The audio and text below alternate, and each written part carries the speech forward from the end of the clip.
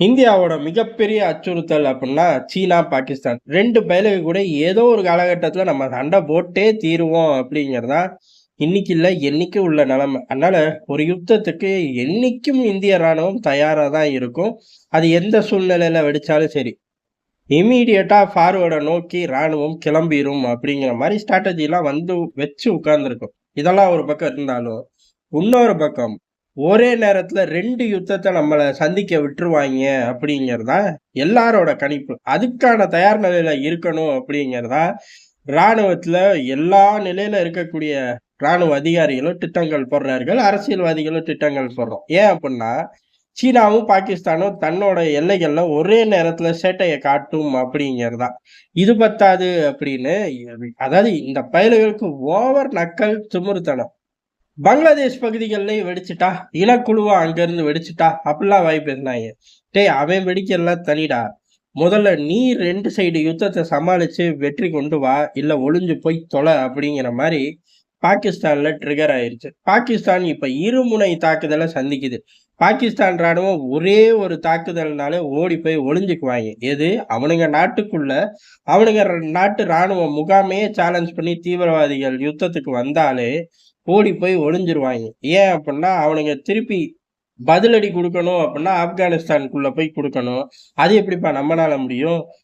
முதல்ல இந்த நியூஸ காட்டு தீ மாரி ஸ்ப்ரெட் பண்ணாம நிறுத்து அப்படின்னு சொல்லி அரசாங்கத்த மிரட்டிறது தான் அதிகபட்ச பாகிஸ்தான் ராணுவத்தோட செல்வாக்காவே இருக்கும். இந்த பயலுகளுக்கு தெரிஞ்சது இவ்வளவுதான். அப்படி இருக்கும்போது 2 முனைகள்ல யுத்தம். அதுவும் எதிர்பார்க்காத யுத்தம் அப்படின்னா, ஒரு பக்கம் மூடிட்டு இருந்திருக்கலாம். போய் ஆப்கானிஸ்தான்ல சேட்டைய பண்றேன் அப்படின்னு எவனோ பெட்ரோல் ஊத்துறேன் அப்படின்னு சொல்லவும், விமானத்த எடுத்துட்டு போய் ஆப்கான்ல குண்டு போட்டா, அவன் சும்மா இருப்பானா? பெட்ரோல் ஊத்துனது யாரா இருப்பான்? ஒண்ணு சீனாவா இருக்கும், இல்ல அமெரிக்காவா இருக்கும். ஏதோ ஒரு பையன் பெட்ரோல் ஊத்துறான்னு போய் குண்டு போட்டாய்ங்க. இப்ப அவனுங்க பூரா ஒண்ணு சேர்ந்து எல்லைகள்ல தாக்குதல் நடத்த ஆரம்பிச்சுட்டாய்ங்க. இதுதான் சாக்கு அப்படின்னு சொல்லி, அன்னைக்கு கால்ல விழுந்தான் அப்படின்னு கூட யோசிக்கல. நம்ம பங்குக்கு நம்மளும் தாக்குவோம் அப்படின்னு சொல்லி ஈரானும் தாக்குதல் ஆரம்பிச்சிருச்சு. பாகிஸ்தானுக்குள்ள உள்ள எல்லையோரங்கள்ல உள்ள ஈரானுக்கு ஆகாத இயக்கங்கள குறி வச்சு நாங்க தாக்கிட்டோம். வெற்றி அப்படின்ட்டாய்ங்க. இந்த பக்கம் தாலிபான்கள் அன்னைக்கு எங்க பகுதிகள்ல குண்டு போட்டதுக்கு பதில் தாக்குதல் நாங்களும் தாக்கியிருக்கோம். வெற்றி அப்படின்னு சொல்ட்டாய்ங்க. எவ்வளவு சேதாரம் அப்படிங்கிறத 2 பயலுகளும் சொல்லல. ஆனா தாக்குதல் நடந்திருக்கு. பெரிய அளவுல இந்த பக்கம் பாகிஸ்தான் ராணுவம் எல்லையோர தாக்குதல் தானே! அதுவும் ஆப்கான்ல உள்ள தாலிபான்கள் பாகிஸ்தான் ராணுவத்த குறி வச்சே தாக்குறார்கள். ஈரான் படைகள் அங்க அவர்களுக்கு ஆகாத கிளர்ச்சி குழுவ தாக்குறார்கள் அப்டின்னால, அது முழுக்க முழுக்க பாகிஸ்தான் உளவுத்துறையோட கண்ட்ரோல்ல உள்ள ஆட்கள் தான்.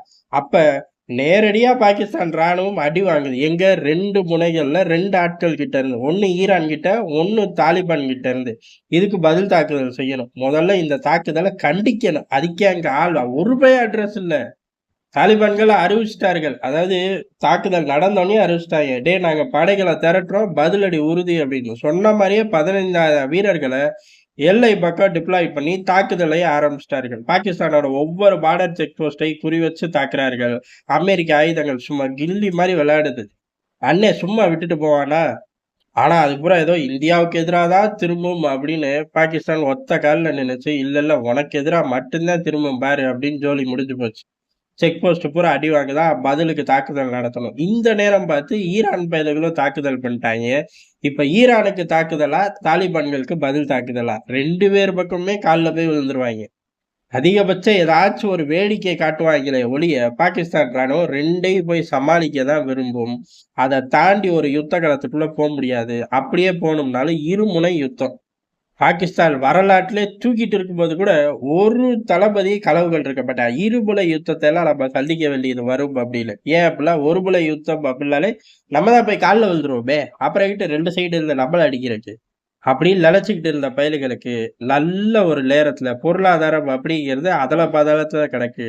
அமெரிக்காவோட உறவு அப்படிங்கிறதும் அதல பாதாளத்துல இருக்கு. அப்படி அதல பாதாளத்துக்கு போம்போது ட்ரம்ப் வந்து, "டேய் நான் இம்ரான் கான மட்டும் பார்க்கிறேன். வேற எவளையும் அங்க பார்க்கல" அப்படின்ட்டாருன்னா ஜோலி முடிஞ்சுச்சு. இந்த நிலைமையில இருமுனை தாக்குதல் அப்படின்னு எல்லையோர பத்திக்கிச்சு அப்படின்னா, உள்நாட்டிலயும் பத்திக்கும். பாகிஸ்தான் 5 என்ன 500 உடைஞ்சா கூட ஆச்சரியப்படுறதுக்கு இல்லைங்கிற மாரி தான் சூழ்நிலைகள் டெவலப் ஆயிருச்சு. இத பெருசா யாரும் எதிர்பார்க்கல.